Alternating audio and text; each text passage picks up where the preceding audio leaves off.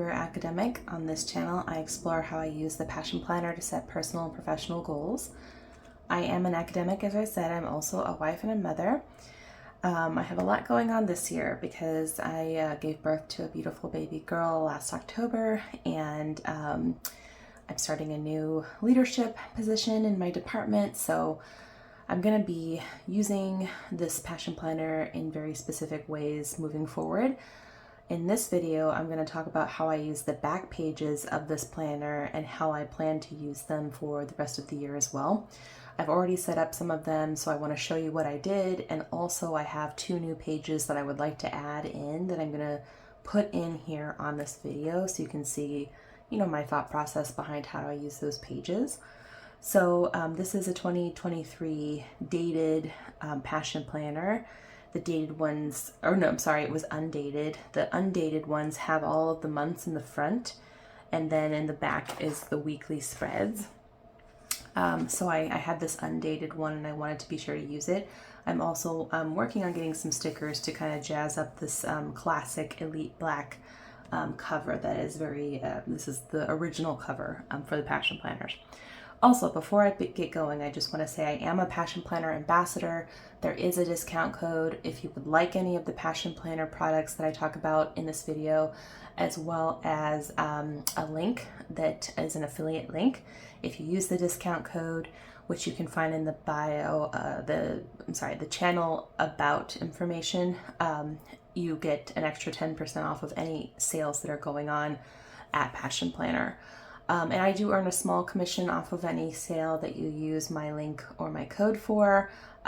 It's no extra cost to you. It's just a way for Passion Planner Company to kind of get the word out about their merchandise, their amazing brand. Okay.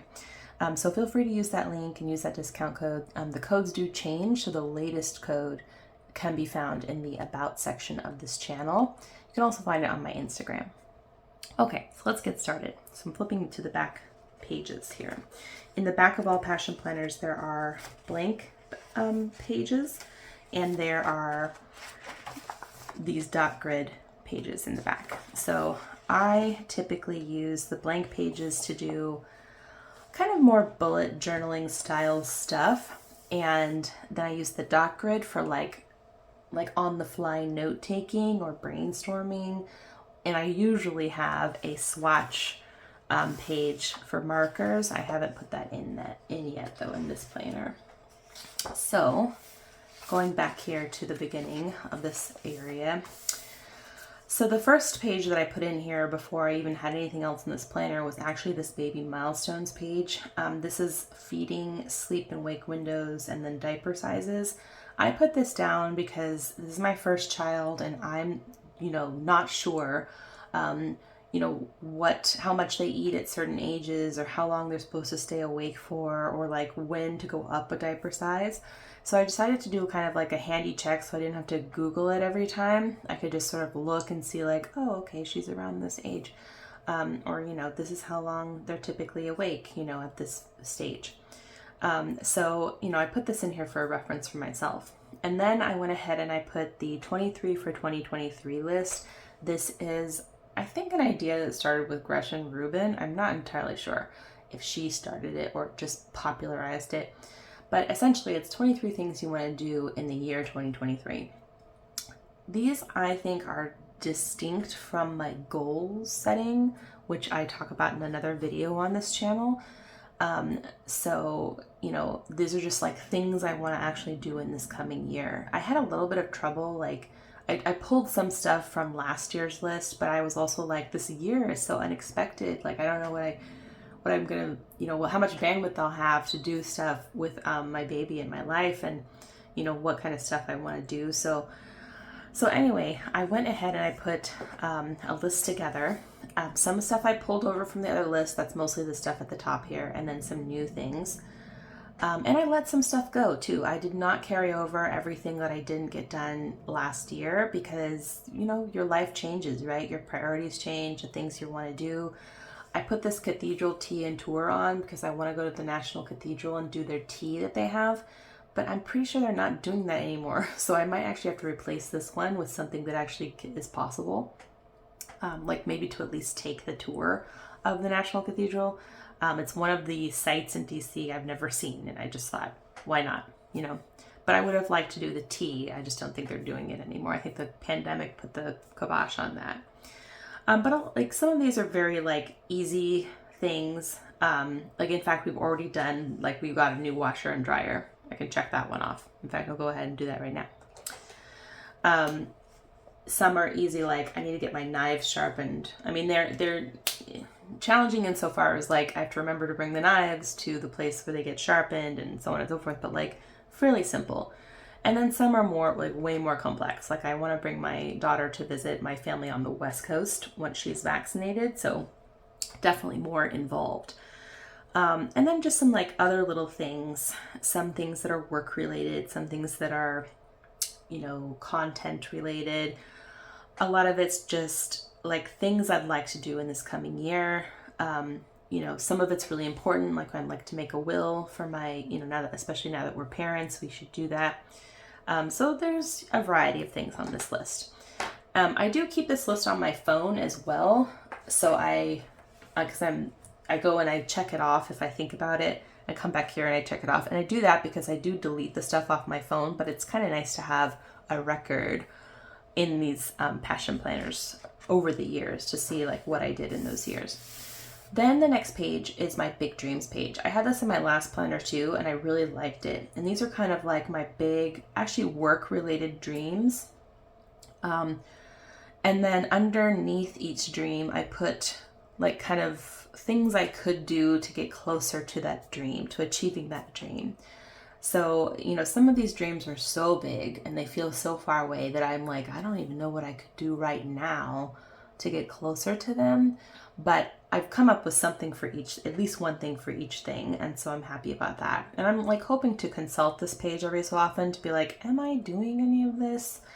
Like, and then over time, like maybe these dreams will change, or maybe I will achieve some of them and then replace them with new dreams. I don't know. But it's kind of nice to have like a big pie in the sky, like my ideal career will have these things involved. Like being a keynote speaker somewhere would be so cool. I just don't know like how to go about doing that. And so, you know, I think I have on here like maybe network with people who are keynote speakers, or like research. Obviously, if you published a book, it makes you more likely to be invited to be a keynote speaker. So, you know, we'll see.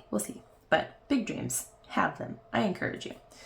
This page over here is my vision board. Now, I traditionally have like done the magazine cutout version of this. I've never done the version everyone else is doing lately, it seems, where they print pictures and they put them in. I like the magazine version, but I honestly don't have that many magazine subscriptions anymore. And because I did my hopscotch planner thing, I didn't even have like a backlog from the year before. So what I did instead is I found passion planner stickers that represented the things I have in my vision for the next year. So, you know, some of these are from the Tools for School passion planner. Some of these are from the, I forget what we call it, the It's in the Stars Zodiac Signs sticker book. This is one of the newer sticker books. I think I got this, I can't remember if I got that tree out of here or not. Most of these though are from the Tools for School passion planner book. So I do have some things I'd like to do in the year 2023. I'd like to read more, or like find a way to read, like fit it into my life right now. With newborn care being what it is, I find it very hard because it's hard to hold a book open with one hand, and I'm almost always just have one hand, especially when the baby's awake. So, you know, finding time to read would be great. I am in the midst of redesigning my 302 class right now, like not entirely top to bottom, but just like some of the units need a little refresh. So I'm doing that right now. Some of this is more abstract, like having energy to be a good teacher. I'm worried about it because this semester I'm working from home with a newborn. I'm starting this new admin leadership role, and I just want to try to like bring energy to the table for teaching. And I'm hoping that because I haven't taught since June last year that I'll feel more fresh about it. I don't know, we'll see. We'll see. So some of these are a little abstract and some of them are very specific, visions that I have for the year. So a little different way to go about a vision board, but you know, in a pinch. So now what I would like to do is do two more things in the back pages here. And before I do these, I just want to flip quickly to the dot grid. As I said, I use the dot grid for note taking, or like if I have a huge list that is very discrete, like this is all from my 302 redesign and prep. I needed this page because there's so many steps, because it's an asynchronous course. It's like very built out. So I need this kind of like free space to notate on. And then some like academic opportunities I was considering, and brainstorming for an abstract I'm writing, brainstorming for content for this channel, so things like that will go back here. This stuff is a little bit more like for the whole year, or like designed things, or like in my last planner, this is where I put a lot of my baby prep stuff. So the first thing I want to do on this page is I did pick a word of the year, and that word is enjoy. And I picked this word because I was a little nervous, as I said, going into this semester with my new leadership role with my daughter, that I would be so like overwhelmed with all my obligations that I would forget to enjoy any of them. And I actually built this life for a reason, like I wanted all of this. And I don't want to get so caught up in everything being like so concentrated for this season of my life that I forget to enjoy it. Like I wanted to be a mom so much, and I wanted to have a career in academia, and like I worked my ass off to get it, to get all these things. And so I really want to find ways to enjoy them, and whether that's, and actually that's what the purpose of this page is here, is to brainstorm a little bit, like ways that I can make sure I enjoy these things in my life, that I'm not like totally overwhelmed. I did actually start writing on this page earlier. I don't remember what this page was supposed to be, but just ignore that.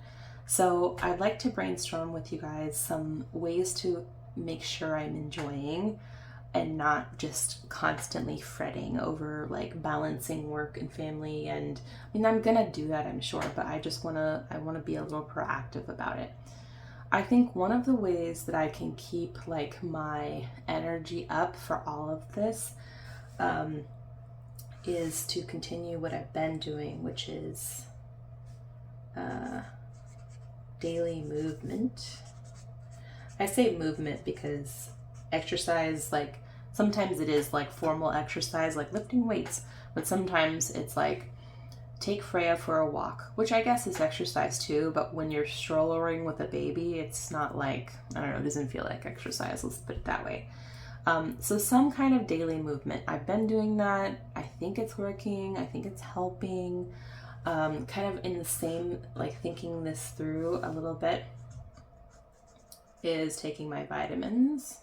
I'm pretty good about this, but sometimes it gets away from me. So I think it just helps, especially since it's winter and, I don't want to be like too affected by a seasonal depression. I don't get especially affected by it like some people do, but I mean, it does, like the daylight, the cold, it just does. And like with a newborn, you can feel a little trapped sometimes. So, just trying to like boost the mood, right? I think one of the things that's helping me enjoy the mom part of my life right now is taking pictures and video.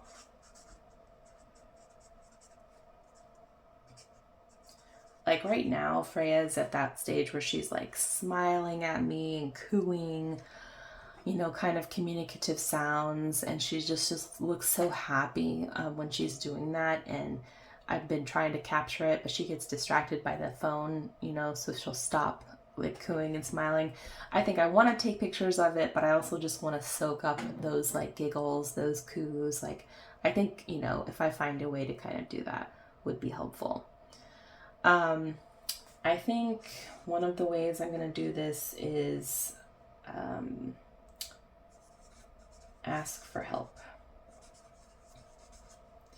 I've been better about this. I'm like a fiercely independent person most of the time, but I am definitely planning on leaning on both sets of our parents, mostly the grandmothers, to help, care for Freya at least weekly so that I can get some stuff done or I can get a break, John can get a break. So just kind of like using my network and not being like nervous or ashamed to do that. So that's what I'm hoping for by thinking through this thing.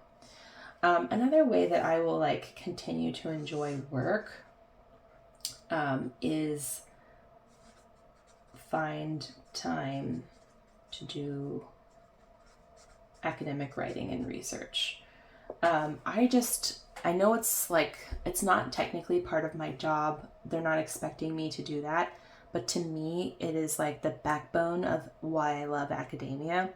And if I'm not doing it, I feel like this piece is missing. And it feels like everything else is very obligatory and like, I like doing academic writing. So finding time to do that, which is what this page is going to be about, would be, I think, a way for me to kind of bolster myself through some of the hard times. I do think tracking the good things every week. Every week, Passion Planner gives you a space to write down good things that happened. And I think that's helpful for me because sometimes you get to the end of the week and you're like, oh my God, what even happened? And it's just nice to know, like, if I get a great email from a student or a praise from a colleague or something, like, to record it. It doesn't even have to be that big, but something small I think will help me remember. And then in the monthly reflections that I do, I also try to write down like all the things I did and, kind of think about that, which makes me feel good about how I'm spending my time and also like to remember the good things that happened in that month. So I think that's one way for me to kind of keep my spirits up and to like make sure I'm enjoying. Thinking about ways to enjoy this season of life. I think a date night with my husband. We haven't had a date night, just the two of us without Freya since she was born, and she's almost 3 months old. Not that we haven't, like, we've each had independent breaks, like to go visit family, or like for me, sometimes John will take her and I'll go to Target or, hang out with my mom without the baby for a change so we can like gossip and drink wine. But it would be nice to do a date night with my husband. I think that will help, us to get a break together. So that's another way I'm thinking about it. Date night, I think, linked to this, and this is like thinking a little bit ahead here, but also a weekend away. Now, I would never do this except at this age, at her age that she's at, except my mom, I trust implicitly with her, and I know not everyone has that privilege of a good relationship with their mom, but I trust her so completely that I'm thinking I will be able to work my way up to a weekend away. I think it would be so good for both me and my husband to do that at some point. I'm just not sure when yet, but I think it will help, again, keeping kind of the enjoyment energy going, so that, I think there is something to be said from absence makes the heart grow fonder. Like, every time I get up from a nap, like a good nap, at least an hour nap, I'm like, oh my gosh, I missed you, which actually is true. I'm not just telling that to her, even though she can't understand, to make her happy. Like, just to have that like hour away from her makes me appreciate her so much.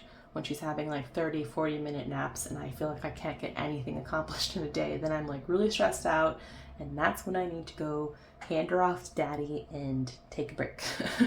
So anyway, I think that these things will help with that balance. I also like, want to do things with her. I think that's a part of it. Like, I don't mind us doing like our home thing now, especially since it's winter and everything. Like, I love our walks. And that's one thing I can count towards this is the walks. But like, I want to do things with her to the extent that's possible, given that she's an unvaccinated newborn. So I want to be able to take her places, like if the weather is nice, to take her to, a winery where like we can just chill and have a slice of pizza, and she can like look around and see new things and feel fresh air.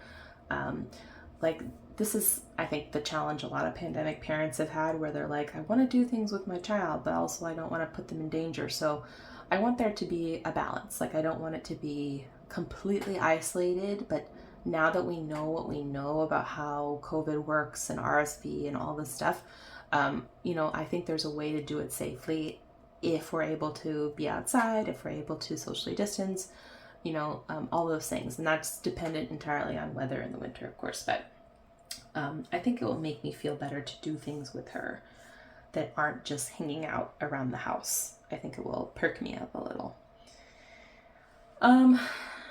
With the admin position that I'm in now, the leadership position, I'm not sure how best to enjoy that because I don't know enough about it yet. But I think, one way I can do that is to definitely connect with the team. And not just in our like scheduled meetings, but maybe there's a way that I can connect with them in other ways and make it a little more like just get to know them, which is kind of the point of this whole semester anyway. And then for teaching, that's where I was talking about earlier, how I kind of wanted to have some like energy that I'm bringing to that. I think the good things is a good place to start with that, to kind of remind myself, especially when you get deluged with like some kind of sometimes the crappy aspects of teaching that pop up here and there. But a way to really enjoy teaching is honestly for me is to pay attention. I know that's like a chicken egg type thing. Like, I'll pay more attention if I'm enjoying it, but I'll also enjoy it more if I pay attention. It's true that when I am like super overwhelmed and busy or checked out for one reason or another, it is hard for me to enjoy teaching. It feels very obligatory. It feels very like, it can feel very crushing. I think though, when I'm really tuned in and I'm like, on track with their feedback and I'm looking very carefully at what they're doing and I have some mechanism to like distinguish the students from one another, and I'm like, which is hard in an asynchronous class when you're teaching, 66 students, but like to really kind of pay attention, the attention I want to be able to pay to what they're doing, it makes it better for me and for them. So I think, making sure that when I'm setting up my days when the semester starts, that I'm building in sufficient time to pay attention to my students. Even if there's nothing like obligatory for me to do that day, I think I need to make it a daily practice to like set aside a chunk, like maybe one or two baby naps, for just student work, whatever that is, to really sort of make sure I'm paying attention to that. Okay, so we're going to leave it there. I'm going to add on as things occur to me. I think it's important for me to reflect on the word that I've chosen for the year and to like really think about what are some additional ways that I can, make sure I'm enjoying these like things in my life that are really just hugely amazing things that can feel like pressure. So I'm going to check back in with myself on that. And now for this page, I actually went ahead to the Passion Planner website and I printed out a PDF called Year in Pixels. People use this PDF. It's free, by the way. You can download it. They just ask for your email. People use these Year in Pixels pages to track a number of things. I think the most common one that I've seen on social media is mood. People create like a color key and then they track their mood. I'm assuming at the end of every day, they'll, like color in whatever it was, sad, happy, excited. And then at the end of the year, you have this kind of like visual graph of your mood over time. But then people use it for other things too, like maybe type of exercise, or like you definitely want it to be more than like 2 colors in theory, although I'm definitely going to be challenging that a little with my application of it. But you can pretty much do anything you want, like anything that you kind of want to represent visually. This is a good way to go about that. So what I'm using this for is to track how much time of the year I am spending on academic writing activities. Now I'm going to be I'm going to deviate a little bit from the way people usually kind of use this with many colors. Typically they have at least like 4 or 5 colors because that makes it look colorful, you know, depending on what you're tracking. But I'm going to be using 3 colors for my year. And that's because I actually really want to know, like visually, how much time I am spending on academic writing stuff over the course of a year. So I'm going to use this mild liner. This is the smoky blue. And this will be for the days that I don't do any academic writing activities. And I'm counting things like research and revisions and citations and all those things. Like I know what I mean by academic writing activities. And I count all of that as academic writing activities. So I'm using this mild liner, which is the rouge, to mark when I do research. And then finally this orange, like orangey pink color, the salmon color, which is actually marigold, to mark when I do writing. And really I'm drawing a distinction between research and writing because I don't want to just research and research and research. Obviously I want to actually put things to paper, pen to paper, to get things written and published. So that is why there's these 2 things here. And I think it'll be nice for me to have a visual of how that's going. So today I can give myself credit for actually doing some writing, some drafting, not a lot of research. I have other days that I've done research. I think I might go back and see like which days I did that and then mark it in for the year since it's already the 11th of January. So I'm going to give myself writing credit today. And I can say with 100% certainty that I did not do any academic writing yesterday. So eventually you'll see this will be a graphic representation of how much of my whole year I've spent on research and writing. And I'm hoping too, by like having to check in here and record every day, that it will prompt me to do more than I would have otherwise, you know, as most tracking things tend to do if you're doing them. So that is what I would like to use this page for. I might come back in here and put a little more glue. But for now, it is what it is. So yes, if you would like the Year in Pixels PDF, I'll try to put a link in the description of this video, but you can always go to passionplanner.com and go to their downloads and just look through and see if you like any of them and download this and print it out. So that concludes this video about using the back pages.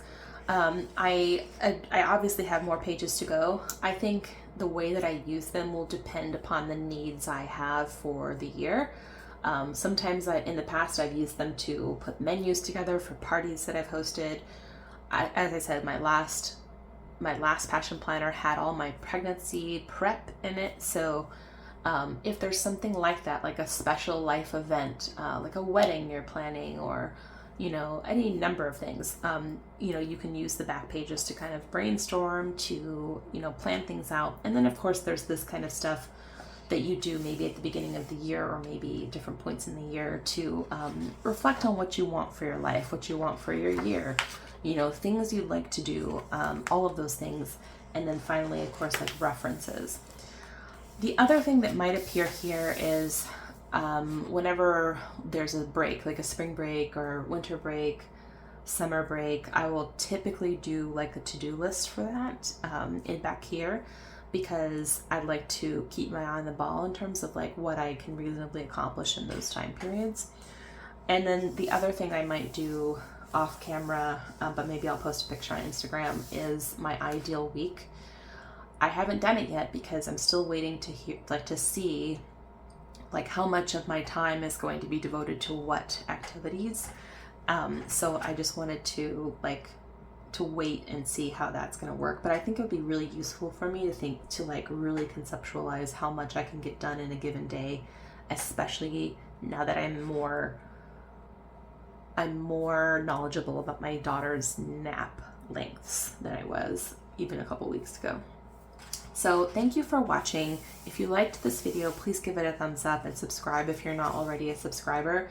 I do have more videos planned for how I'm using the Passion Planner and a variety of other sort of creative planning related activities. Every week I'll also do a plan with me, which I think have been pretty popular in the past. So stay tuned for more cool videos. I'm just really excited to be back here on YouTube. Thanks again for watching. As I said, give it a thumbs up if you liked it. I'll see you back here soon. Bye.